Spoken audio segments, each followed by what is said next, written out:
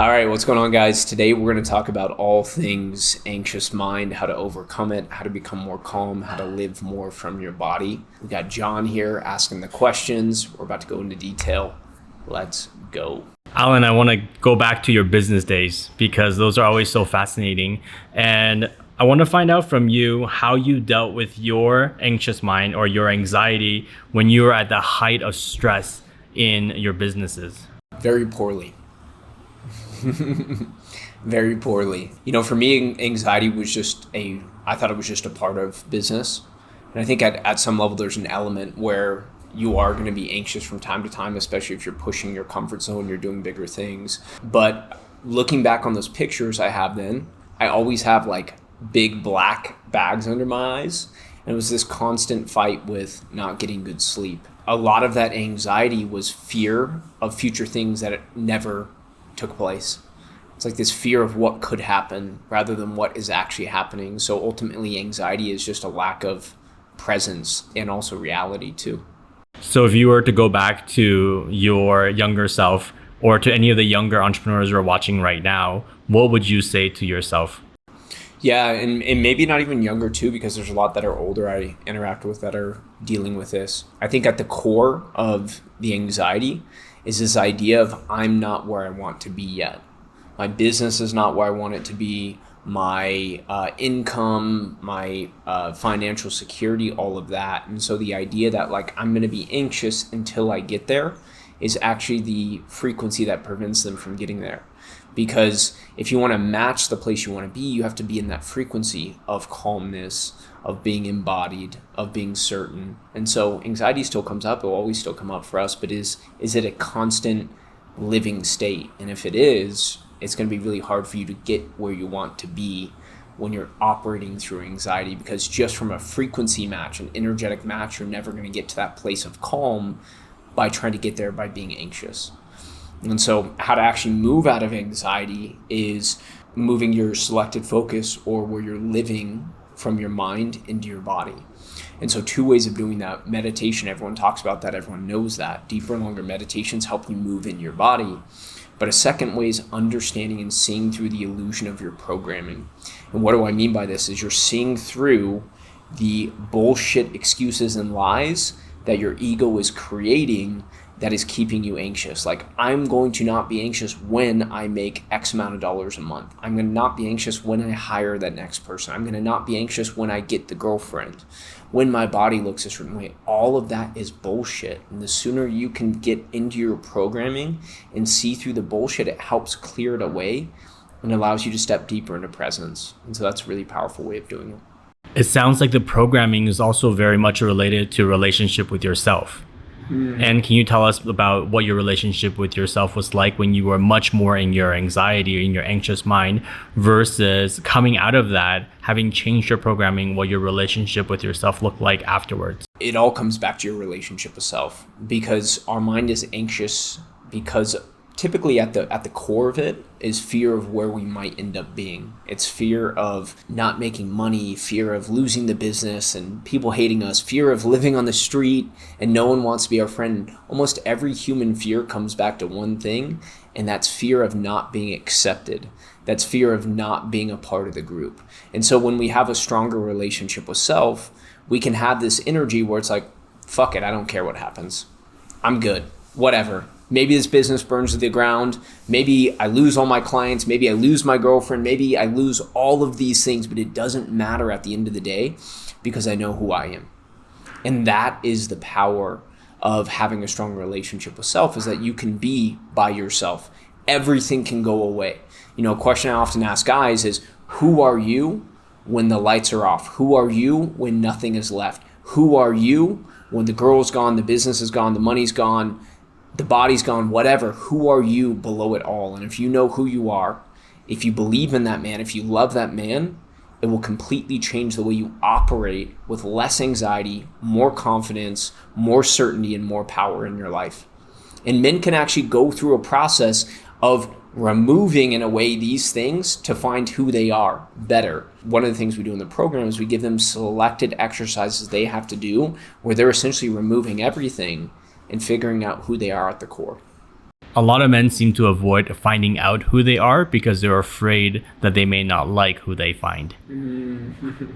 Tell us more about this and how men can stop avoiding it. Yeah, well, a lot of people know they've done a lot of things that they don't like, or they have a lot of memories of ways they behave that are uncomfortable. And so the process for most human beings, but especially most men, is like we bury that in ourselves. It's like we put it down in our body, and it's like, oh, I'm going to forget about that time. I don't want to remember that time because that time was embarrassing. And the process of doing that, of hiding those emotions, of being away from them, only detracts from our power and our certainty. And so for a man to actually like who he is, you have to digest the difficult emotions. It's not run from them. It's not see them. And digesting it, like digesting food, you have to chew on it. You have to swallow it. It has to go through your system, and you eventually have to shit it out and discard what you don't want.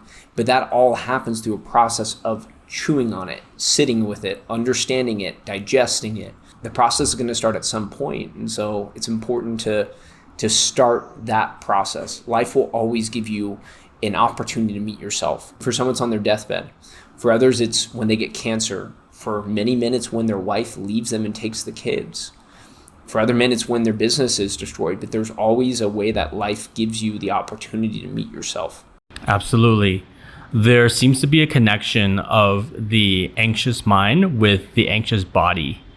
And so a lot of men have this nonverbal communication to other people, to their clients, to women, that is just very off-putting because their mind is also very anxious. Can you give some advice to men on how to calm both their anxious mind and their anxious body? Yeah, I love it. They play in conjunction with each other. And so something that's really clear is like if you just sit at a cafe and you look around a cafe, you'll see so many people moving their legs up and down, doing this. It's like this constant movement. One of my qualms, or one of my problems I have with modern day therapy today, Western therapy, is Western therapy only focuses on the mind. It only focuses on bringing understanding, but what it doesn't take into account is every single emotion we experience, negative or positive, is stored in our body. It's put away, it's filed in our body. And so when we maybe resolve some of those things mentally, if we don't release that emotion somatically, energetically from our body, and this is not bullshit pseudoscience, this is real science, real great books on this, and I can leave some below in the comments, but when you remove that from the body, it also makes your mind more calm. Why do you feel calm after a workout? You haven't done anything mentally. You've moved your body. You've connected with your body. You've released energy from your body. And so the anxious body, for me, is always an indicator of someone who has both an anxious mind, but has stored trauma somatically that they haven't let go of the body. So they always have to be moving because the body doesn't feel safe. It feels anxious. Anxiousness is an indicator of not feeling safe. So there's something unresolved. There's an element of fear about the future or fear of the past that has not come out of the body. And when that is the case, they're going to be moving all the time. And women see this with men on dates where it's like the guy can't just settle into the moment, and it makes women not feel safe around them. And it should, because he has unresolved shit that he's bringing into the situation. And so that's why it's so important for men to do the work, calm down their nervous system, clear out their mind, clear out the trauma from their body, and sit into deeper presence. I've been able to witness firsthand you working with men and helping them release that somatic level of anxiety from their body. Can you talk to us about why coaching is effective for that, or even tell us a story of somebody that has had that release and the power that's behind? Yeah, for sure. One of the first people that comes to mind is a client, Joseph. And Joseph had a lot of this stored. And a lot of it, I think, actually wasn't even from his own life, but his lineage, his grandparents, his dad, all of that coming through the body. But when him and I used to speak in our first coaching calls, it was so much movement, so much anxious body. And over time, as we released some of the trauma, as we released some of those emotions energetically and brought it to the surface and then out of him, the difference in how he looks, but also how he moves and speaks, is completely different. And so what that did for him is part of that process allowed him to develop the confidence to leave or sell, get rid of his business, and then to start on his most passionate career, but also completely change the quality of women that he had in his life.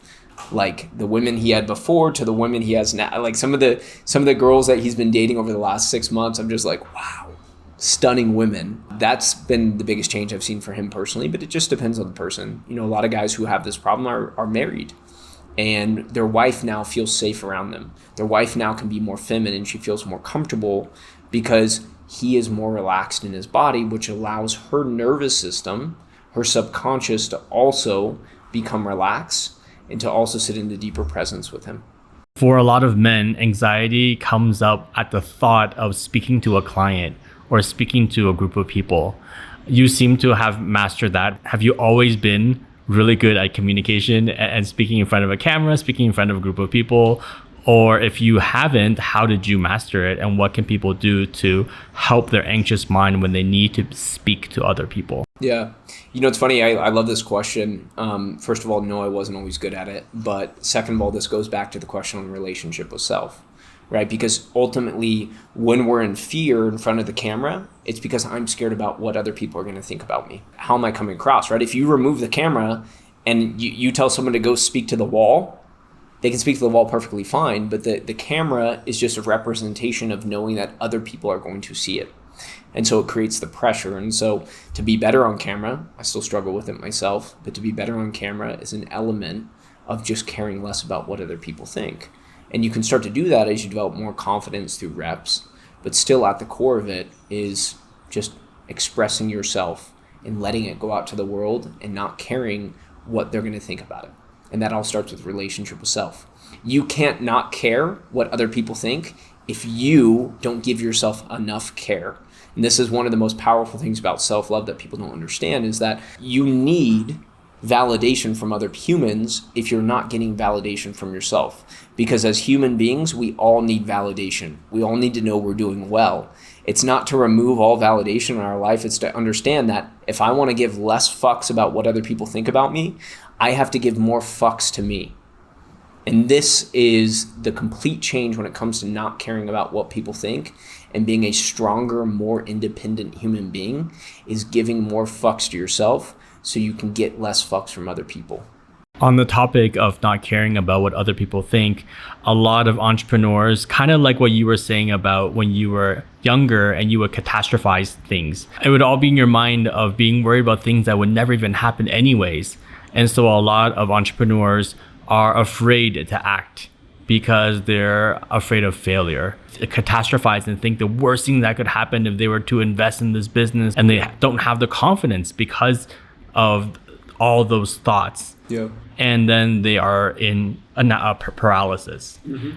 How would you advise men who are in those kind of situations? I think there's two modes we can play in life, and it's either offense or defense. And to overcome fear, it's taking offense. It's being on offense. It's not being defense. Defense, by its nature, is waiting for something bad to happen. So especially in business, offense is the key, right? We can sleep well at night if we know we're giving it our all. We can sleep well at night if we know we're on offense. But when we're waiting for the impending doom of what might happen, that's where entrepreneurs, I find, are most miserable. It's the idea of I'm going to try and keep myself safe rather than I'm going to continue to take the next hill. I'm going to be on the offensive. And so analysis-paralysis is typically an indicator of someone who's trying to keep what they have rather than expand what they have. It's this element of defense rather than offense. And I think it's so important for entrepreneurs, especially but humans in general, to say, how do I continue to be on offense? Because being on offense is continual growth in self. It's continual elevation of self, which means continual admiration for self and confidence in self. And so I think that's the main switch, switching the mindset from offense to defense. I think a lot of people look at you and say, oh, Alan meditates for an hour and a half.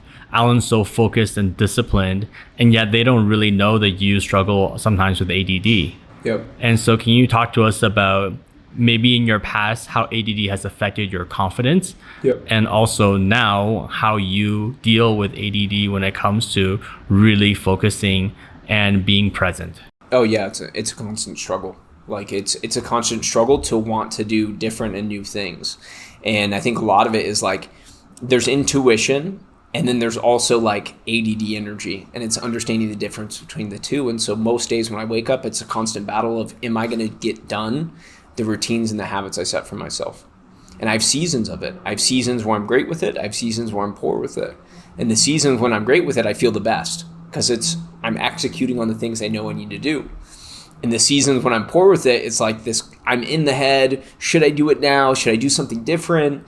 It's this constant back and forth, which is a place that I think makes most human beings miserable.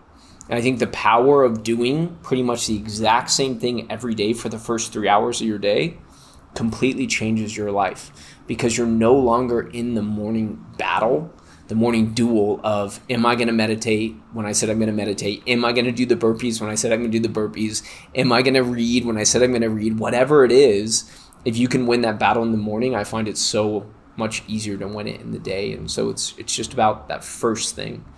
If I can do that first thing every day, then I know I'm going to be set in the right direction. You're definitely in a visionary role, and I think that's probably one of your strengths, is being creative and thinking about new things and dreaming up new things. And yet there's also a lot of leadership and execution to be done. How do you balance between the two, and how do you not let that stress you out or cause you to be anxious? Vision is a huge part of leadership, but then there's also the execution of the vision too. And I think in my previous business, one of the things that really helped me is I was more the visionary, and I had a strong integrator. I had someone who was actually implementing the things I was doing or the things I was envisioning. As a leader, I think it's important to have the right team around you, the right integrators to execute on the vision, if that is the role you have. And so it's really about assembling the right people to play, the right orchestra to be a part of your symphony. And I think ultimately every visionary needs a orchestra. They need other players that are good in their skill sets and strengths as well. And that's the biggest change for me, is just the right people. Talk to us about that. Talk to us about how when you had your agency, you had a team leading them, not necessarily being in your power at that time, how you felt, and then now being in leadership and the way that you operate now. Yeah, I think one of the biggest things in my agency, the times when I wasn't in my power as a leader, is because I was being soft on myself. And when I'm soft on myself, I find that I'm soft on others. Now, as I'm more disciplined, as I'm more hard on myself, as I'm more clear with myself, as I'm more diligent with myself, I can be that way with others. And so ultimately, even leadership, even management of people comes back to relationship with self. Because I find that the leaders that are the worst with their employees are the leaders that are the worst with themselves. Either the rudest with themselves or either the softest with themselves. Neither is good. You want to be in the middle. You want to be firm in where you're going, firm in what they have to do, and holding them to that high standard. So it all comes back to relationship with self. And when it comes to leadership, this could be leadership of a family, or it could be a leadership of a business. But in this case, as a leader in a business, you have people who are depending on you. How do you deal with the weight of leadership and not let that affect your anxious mind? I think one of the biggest things is just recognizing that that's the path we've chosen, or the path that's been chosen for us as men. And we can either embrace that or we can run from it. And life is completely different depending on that choice, the embracing of it or the running from it. And so the men who don't embrace the leadership role in their marriage and their relationship, I see the effect of that when they're a client of mine. They've let go of it. Maybe they had it for the first 5 years. Maybe they had it for the first 3 years, 2 years, 10 years, whatever it might be. But as they let go of the leadership role, and as they let someone else step up to the plate because maybe it was too much for them, the amount of pain that comes from that, the amount of disrespect they get from their partner, and the amount of lack of affection and love they get from their partner. And so ultimately, it's understanding leadership is difficult, but choose your heart. Do I want to go through the difficulty of being a leader, or do I want to go through the difficulty of not having my life in my own control and decision? There's a phrase that's often said, and I want to see whether you agree with this phrase or not. And the phrase is that leadership is lonely, or it's lonely at the top. Would you agree with that? You've been in positions of leadership before. You are in right now. Do you feel lonely? No, I actually don't agree with that. I don't agree with it. I think there's hard decisions you have to make, but ultimately, if you're being a good leader, you have good people around you. And so you're not going to be lonely, because a good leader is connected to the people he leads. And so you can't be lonely. if you're being a good leader. You mentioned calmness a lot. Can you talk about why it's important for a man to be calm? I think calmness is like, it's really a man's superpower. The reason why it's a topic for me is because I had the opposite of it. When I was living in Brazil and I was going through metal poisoning and Lyme's disease, I was so anxious, and I saw how it affected me and all my interactions with humans, in my dating interactions specifically, in business, all of it. It was just such a difficult way to function. And I think as a man, when we can sit into calmness and presence as we're looking at someone, the perception that other people are feeling is, oh my gosh, this person is so confident, which they typically are if they're calm. Like, you can't really fake it. You have to own it. And then the other thing is, it gives space for other people to feel seen, heard, and listened to. All these people read these books around persuasion, but ultimately what is real persuasion is someone feeling good in your presence, no matter what you're trying to accomplish. And so calmness allows for that. It allows for you to hold a certain level of calmness with a woman on a date, which allows her to be more feminine, her to be more attracted to you. I really believe it's the biggest superpower a man can be able to develop in his life. Some men tend to think that if they're calm, then they lose their edge. So then they don't have that power when it comes to leading people and having that ferociousness and whatnot if they're calm. What's your response to that? That's a great point. And I think ultimately calmness has to be coupled with moments of ferocity. But the way that you can be a savage is not by being a savage 24/7. You see the guys who try to be and they get burnt out. It's about being calm in the right moments and attacking in the moments you need to be a savage. Calmness is not passivity. Calmness is a moment to just observe, to be more present, to be living from the body more, and then take the action you want to take when you see the moment is right. A problem today is most guys are too passive. That is not calmness. Passivity and fear to take action is not calmness. That is just laziness or fear. Calmness is completely different. You have the ability to act. You have the ability to take action, to say what you need to say, but you can also sit into your body. For a lot of men, anxiety is all they've ever known. Yeah. And so it almost feels like a fuel source to them. And the idea of being able to be productive or to be able to operate in calmness seems not possible. What would you say to them? Yeah, it's almost like popping your ears, right? When you pop your ears for the first time and you hear everything differently, that's life lived calmly. And for me, it took me until, I think, 32 years to really feel the difference of living more in my body and less in my head. And so I'm not always here and anxious and thinking, but it's just this calmer, certain energy of, I know who I am, I know where I'm going, and I know how I want to show up. I know how to be. And that energy right there, it's a completely different place. And I think some guys maybe experience this on things like MDMA, or some guys experience this on a vacation, or maybe they experience it in moments of peak elevation in sex. But it's just, I believe, the best state a man can live in. And it's why I'm so passionate about talking about it. Because it's not this like anxious, let's go, but it's like this just certain groundedness that can be felt. Talk to me more about a reprogramming of identity, because a lot of people would just say, I am anxious. Mm-hmm. And that's a part of their identity. So they carry it with them. Practically, how does one change their identity of being an anxious person versus being a calm person? You know, a lot of people do that, and it's all ego protection, right? It's like, I'm just this way. I'm just shy. I'm just scared, I'm just anxious, like whatever the thing is. But actually, ultimately, that is just a way for you to avoid confronting that you have a desire to be something different. If you do, right? If you want to keep being anxious, that's fine. That's your desire. But to confront it, you have to admit that, hey, right now my behavior is this, but I am not that. Because at everyone's core, everyone is calm, everyone is happy, everyone is confident. And this is my biggest qualm, or my biggest frustration with the personal development industry, because the personal development industry is all about creating someone. Become more like Gary Vee. Become more like this person. But the reality is, you already are calm, confident, certain, funny, all of these things, expressive at your core.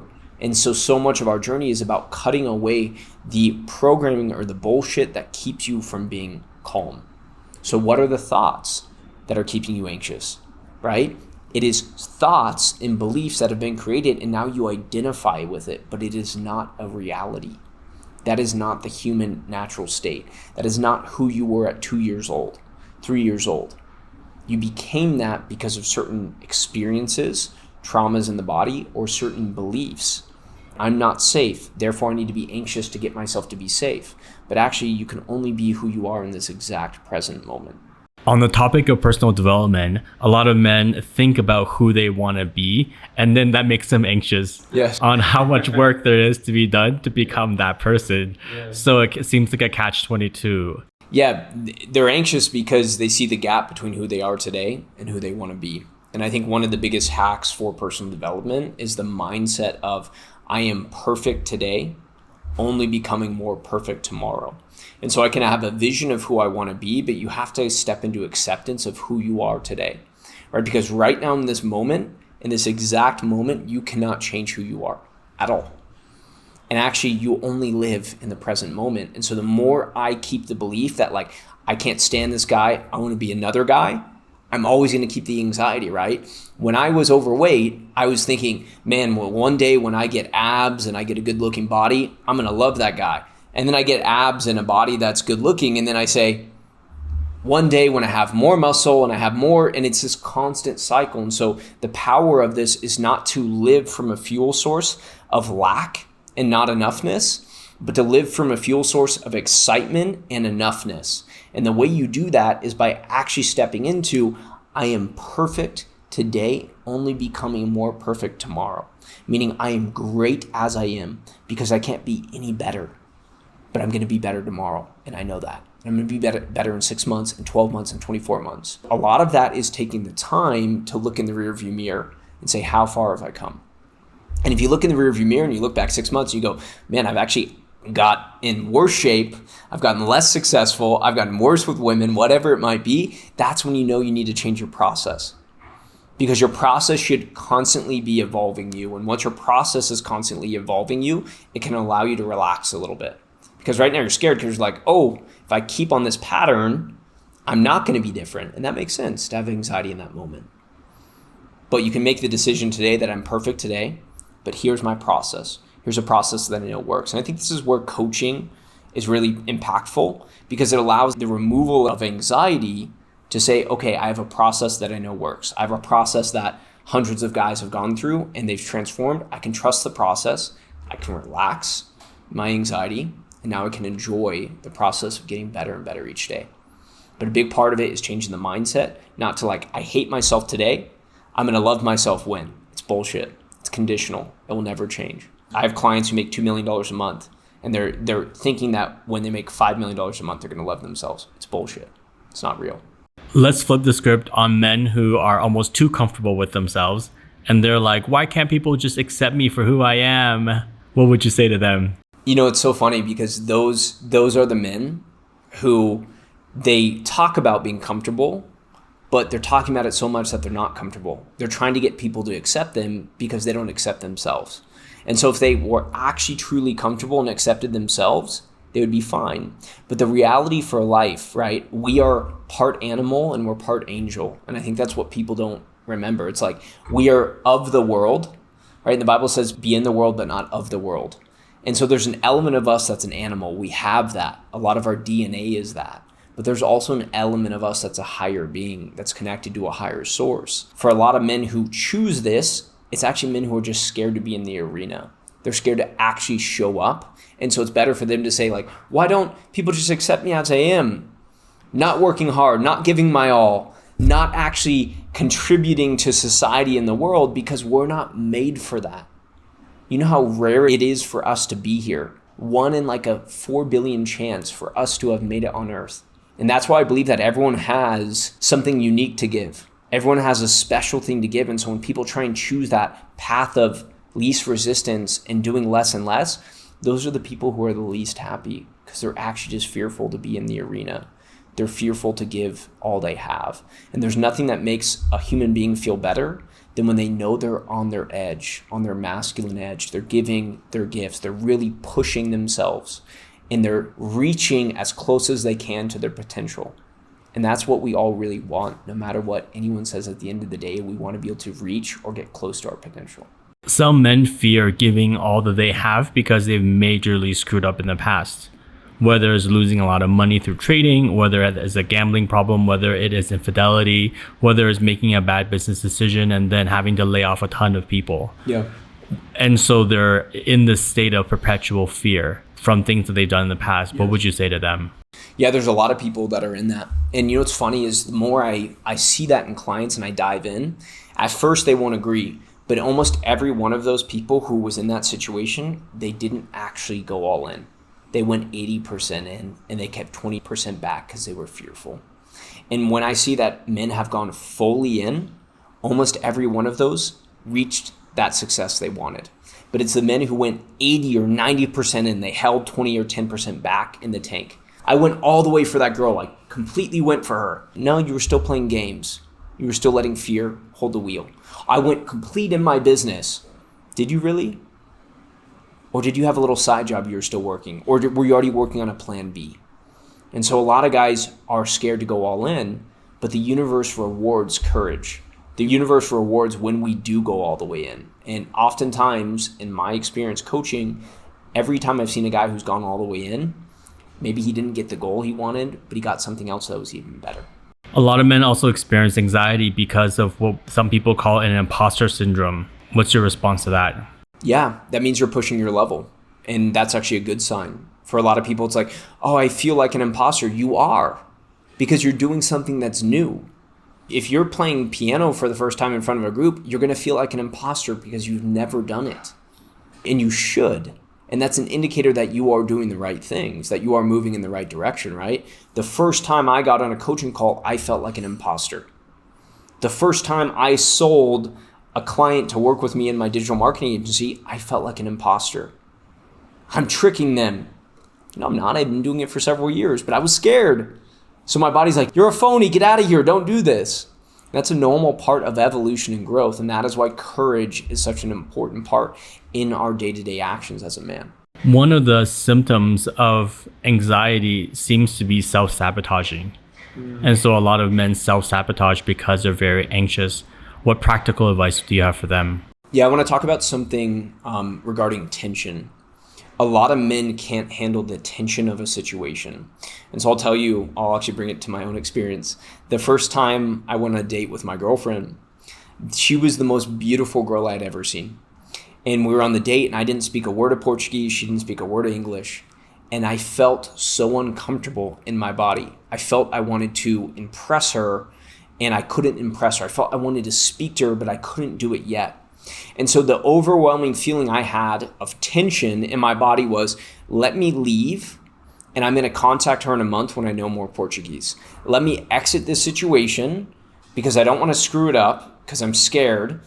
And then let me come back when I'm ready. And instead, I was aware of tension and how important tension is as a man, is I stayed in the situation. And it ended up being an incredible date.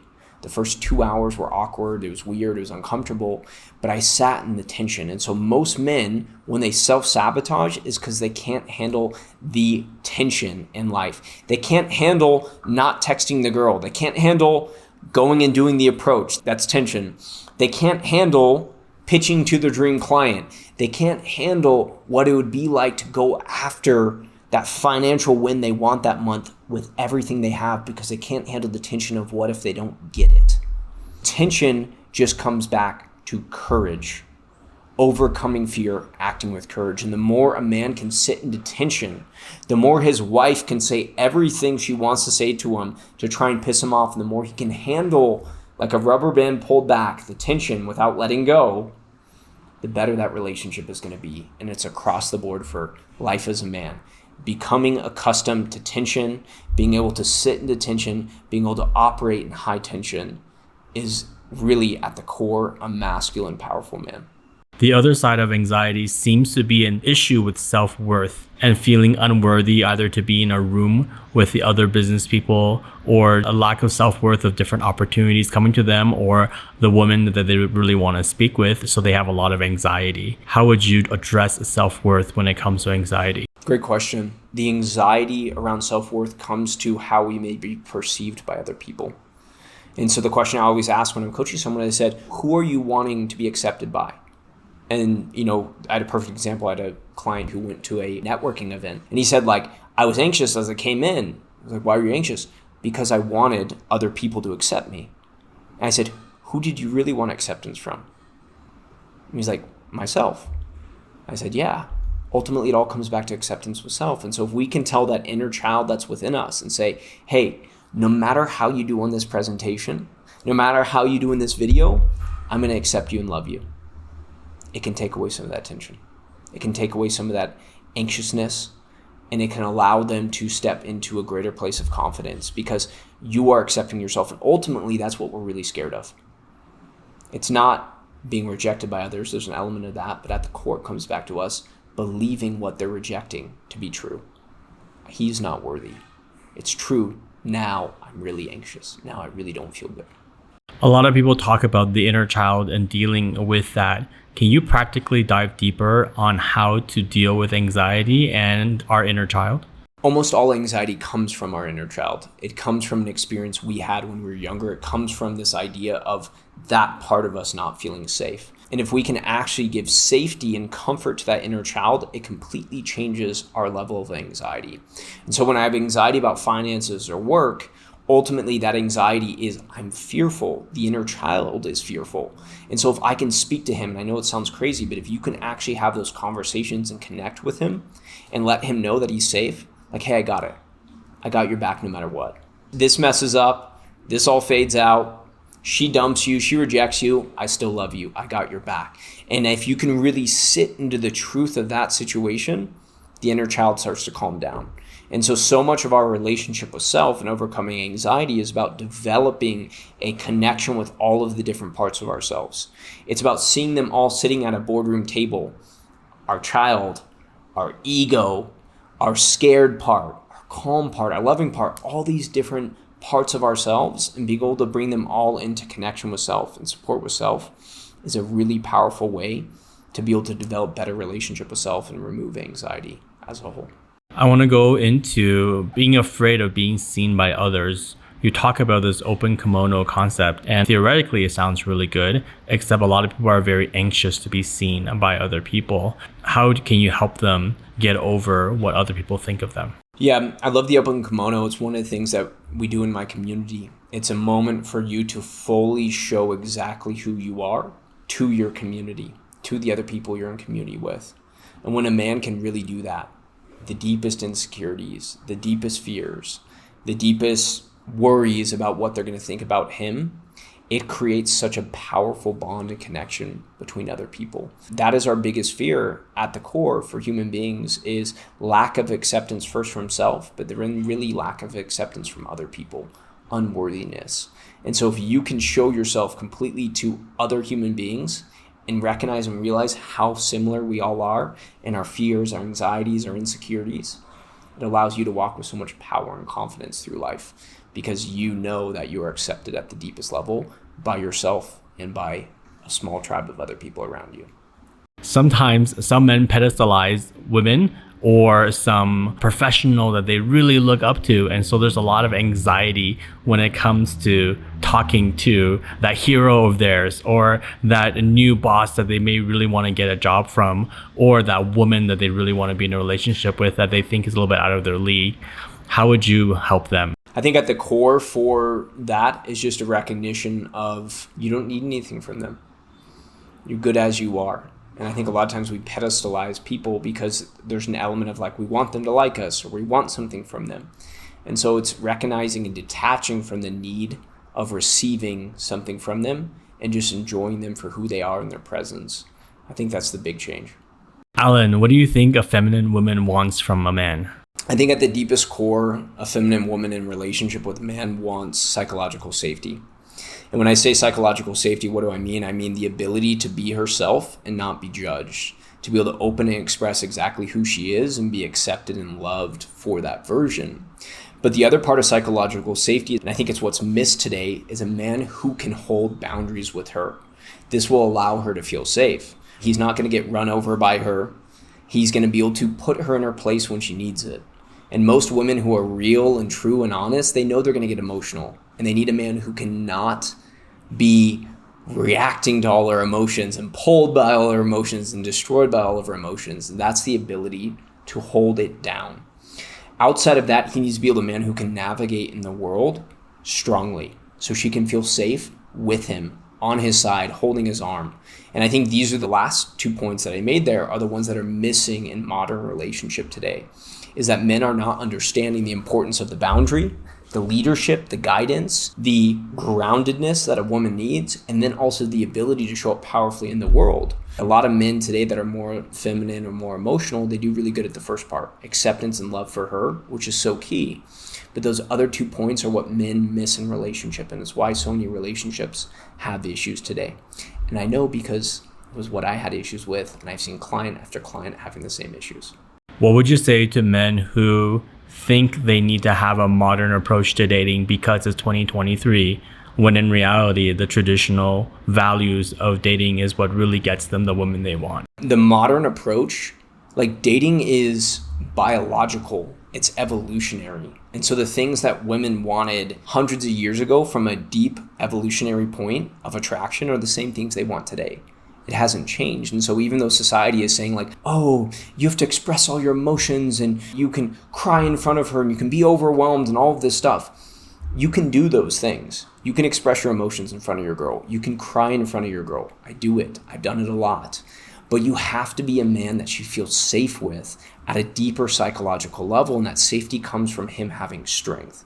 And so this is where the modern dating and the modern relationship world goes wrong, is they want to act like a man doesn't need to have strength to maintain attraction and respect in a relationship.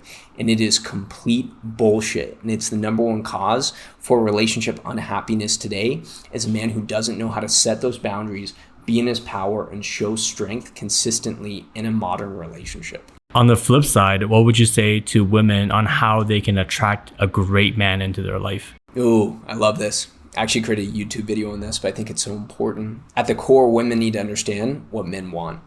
A man wants to know he's with a partner who is loyal to him through and through.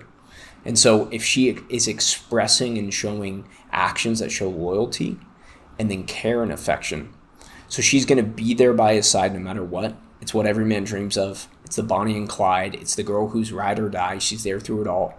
And it's the girl who's willing to give affection and love through it all as well. She's thinking about him, considering him.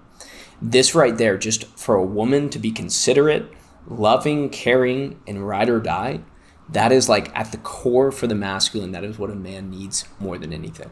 Now, a lot of women say, I don't have any guys approaching me. How would you help them with that? So much of it's energy. A lot of women think it's just how they look. Looks are a part of it. But I know women who on a 1 to 10 scale might be a 5 or a 5.5, but they embody incredible energy. And they are always getting approached by guys because guys can see and feel the energy. They can feel the openness. They can feel the femininity. They can feel the excitement for life. This is what men love when they see in a woman. It's like beautiful, elegant, but exciting, warm, loving, open. And when men see that, you cannot even be that good looking as a woman, and I guarantee you will be approached by high quality men. Alan, is 2023. Can women approach men just like men approach women? Yeah, I think so. But do you want a man that you have to approach?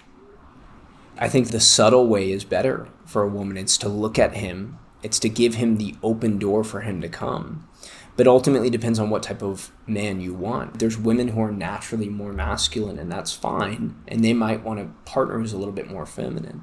But there's a lot of women who are very feminine. And if they approach a man and they start the relationship in that way, it might not be the right guy. But I know there's a lot of guys who would love, if there's a girl interested, if she just showed up and was like, hey, I wanted to speak with you. I think it's attractive. I don't think a girl, if she feels that urge to do it, should hold back for fear of being masculine. That's bullshit. You know, you're a human being, you see him, you're interested, go get it. Go approach it, go take that action. Alan, some men are in a position where they've just bankrupt their business and they've lost it, or they've ended a relationship that they've had for a really long time and they're starting from ground zero again. What advice would you have for these men? You know, what I would do if I had to start from ground zero again, I think the first thing I would do is the daily disciplines. The most powerful personal development tool I've ever found is the moment I wake up, starting a meditation. That routine, I would start doing that. I would start building my body, which changes my energy. And then I would learn a skill. And the first skill that I would learn is sales.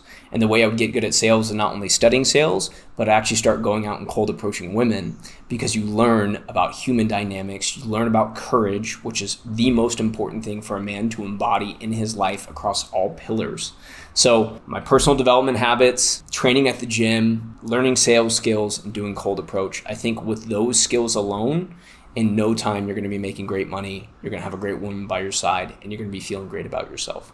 For the men who may have just broken up with somebody and they're going through the healing process, can you talk about how you handled it yourself and what advice you would have for them on how they can go through this healing or grieving process? How to handle a breakup well. Man, breakups are tough.